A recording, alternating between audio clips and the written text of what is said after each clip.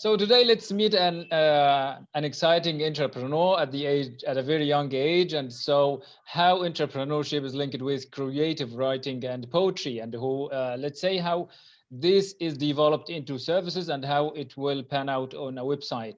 Jada, could you please introduce yourself and what do you do for business?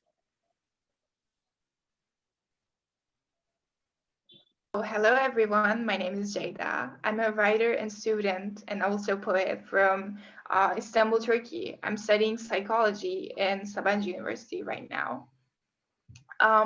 Recently, I have decided to upload my writings into a blog called Mediome, which I plan for it to become a home for artists and art lovers and poets and so many great people in the future. So I have that I'm a founding artist of this another art community called the Artocalypse, which we also have another virtual exhibition, our second one right now, and you can attend it if you want to until 4 a.m. my time Sunday. So we'd love to see you there if you would love to come. There are so many great things, starting from opera, live paintings, so many diverse and great artists. It's just passionately exciting.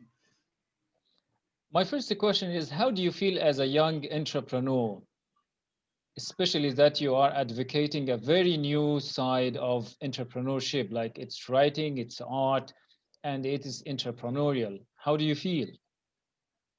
Well, until you mentioned that earlier, I never thought it was entrepreneurial, some kind of, I just thought I was pursuing my existence the way the talents I had, the capabilities I had, things I could pursue to see if there was anything more to it.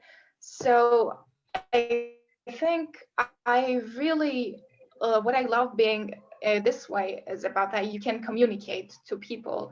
Like I own the blog I've just established is getting to people, and in the future I'll be granting free memberships so that people can have this lovely community that they can have to interact and exchange their thoughts and feelings with each other, which seems to me as really sincere. But I think being an entrepreneur is something just you don't think about it. You just are the way you are or you're not. And yeah, before you mentioned, I never thought it as being an entrepreneur, but yeah, I guess this is what I do. Perfect. How is your passion for art? Oh wow, that's a hard question. um Art is indescribable for me, invaluable. Like it has always been my part. And the way I now get to pursue it and be out there as an artist is so valuable to me. Like earlier, I was more like not open, regarding my sharing my writings and all. But now that I am confident with being vulnerable as in words, and I think that's what makes art art. So being a founding artist in Artocalypse makes it like infinitely valuable for me in that way. So art is everywhere and anywhere, and well, everything I do is an art piece because I do it passionately. I do it in a way that um, I do everything. It's just so much, and yeah. Yeah, that is exactly artistic. So my next question is, you specialize in poetry, which is one of the, let's say, hardest, the most challenging sides of art. How would you describe yourself as a poet, and why do you like and how did you get involved into poetry?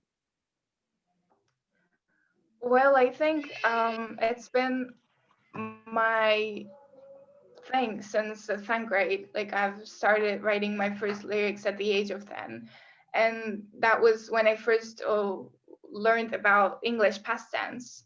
Like it just fell out from me as lyrics, and I never intended for them to be. But since that day, poetry has always been a part of my life. I sometimes pass through essays and stories and scripts and that, but poetry is everywhere. Like even my daily sentences become like poetic in a way I'm not aware of.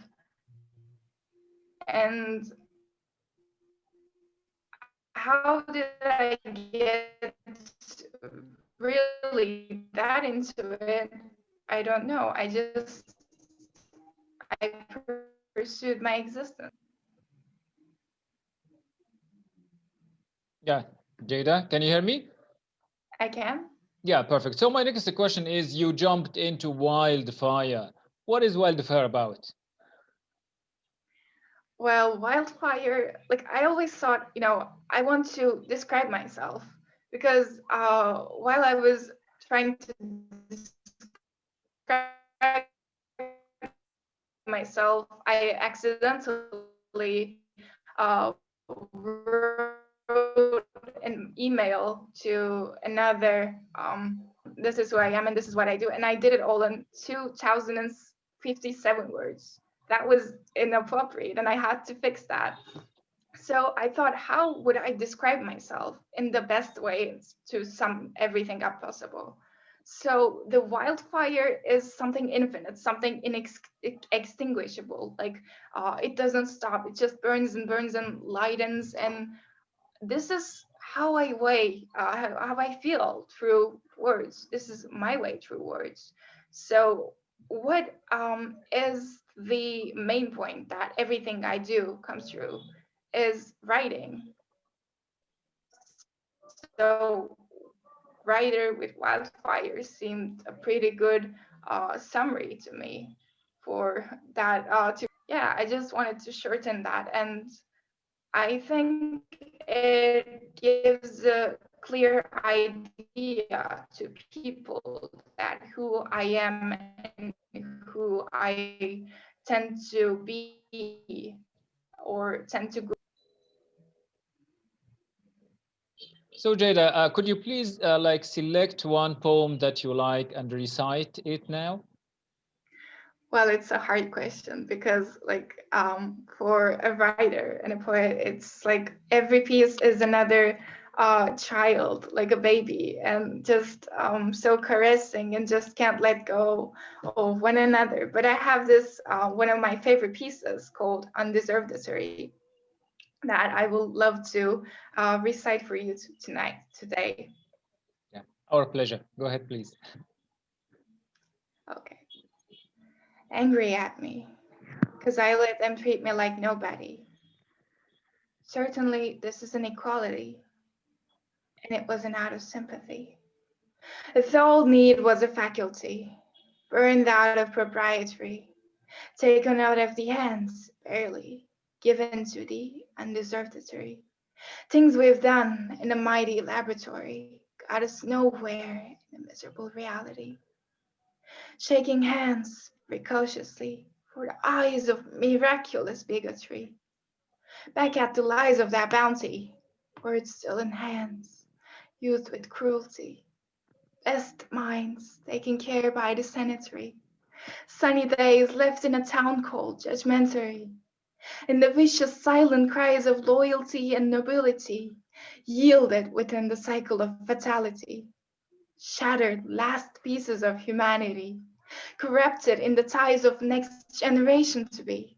Some of them still wondering how in all this mortality, decorating the new mansion of clarified pity for others that find the fresh baked products of our minds unsatisfactory when all they believe is predestinatory.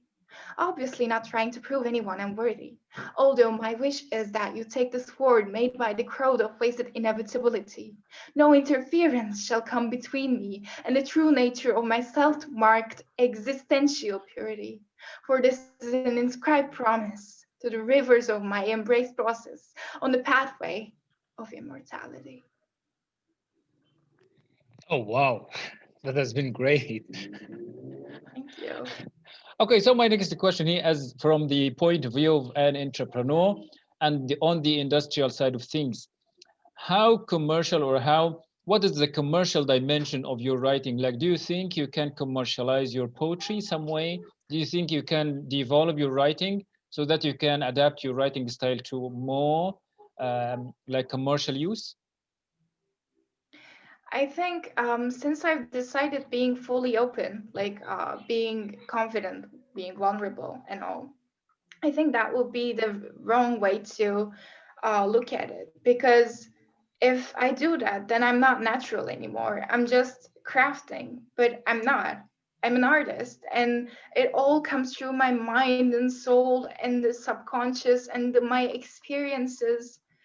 I don't think I can ever direct or plan my experiences because this is not the way life works. Like you say that you're going to go somewhere tomorrow, but you might not, or you might even end up somewhere better. And that's the thing I love about life. It's just you don't know what it's going to happen. It's blurry, and yet it's so exciting to think all about that infinite possibilities. So yeah, I don't think commercializing is uh, in any way relevant to my point of view.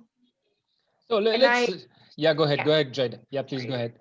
And I really encourage all the artists, all the poets, and all the writers out there, own your voice because it's yours.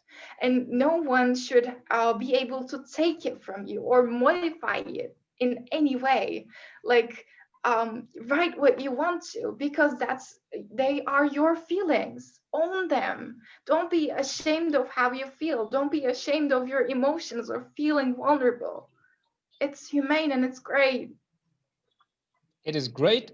Okay, my point of view here is that like in this industrializing your writing, like can bring your writing to the point where it can appeal to many people. Like it can achieve these standards where it can reach more and more people. But keeping it in this amateur way, it's your own product and it's personalized. We love it. But let's say commercializing it will add more dimensions to it, will add more profession, it will be professional, more professional writing. So my point of view here is a look from the positive side, not in from the negative side. What's your point of view about this? Well, I kind of think that if like professional is a bit of complicated word, depends on how you look at it. But um, I what I want is not to have some infinite or billions of traffic. I want to write people to be there at the right time, to maybe touch them with some of my lines and make them change something about their life that day, or I don't know, like see that what they've been seeing was not true, or maybe help me see something that I saw was untrue. So I do it in a sincere way. I do it in a humane way, and seeing that all these naturally started artists go somehow commercialized, it's really one of those things that I'm scared of, and I don't want to go there because then uh, what I um, pursued will no longer be me, and I don't want that. I want to stay true to my writers and I stay true to my origins. So that's really an important thing for me. Sure, it's important for everybody. Now you are facing your audience and like you are uh, putting yourself, advertising what you are doing. What are your main messages for the people? Why would the people care to come to your website and read your poems? Well, I've been thinking about this, and the recent piece I've written, like published, called Galaxy of the Faces, as a few of my collective poetry. But because, and I really gave a deep thought into this. I want to create a place that people can call home, where they don't see any kinds of advertisements and someone is not trying to take their money or take something from them. It's just purely based on giving, because like life gives me and I give my writing. That's how it works. So the best thing I think that would happen is for them to, when they're there, feel so cozy, loved, and home and safe. I think safe is the word I would prefer.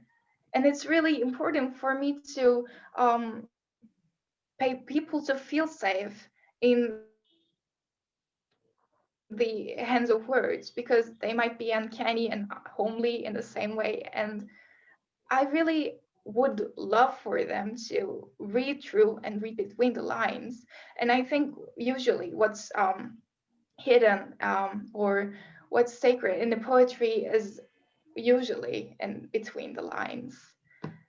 So why should they come? Because I am trying to create a place where they call home, where they can just let go, and where they can just gain a wider perspective that they didn't plan to. I think it's really important for that reason. It is important. What else would you like to add about your poetry and about yourself, Jada, today? Well, I always say that people should own their voice. And each day I see how important it is, how invaluable it is to have and be your own voice, act as your own voice. And I really encourage people to write under their names, like whatever they experienced. They should own it. Sometimes it can be bad, and sometimes it can be good, or sometimes it can be frustrating, but I think poetry really helps me like express that a bit a little, because it makes me feel vulnerable and it makes me feel scared, and I just um let go all of my emotions into my lines and through my readers, hoping that it would connect and maybe like heal someone's world that day, and that's invaluable to me.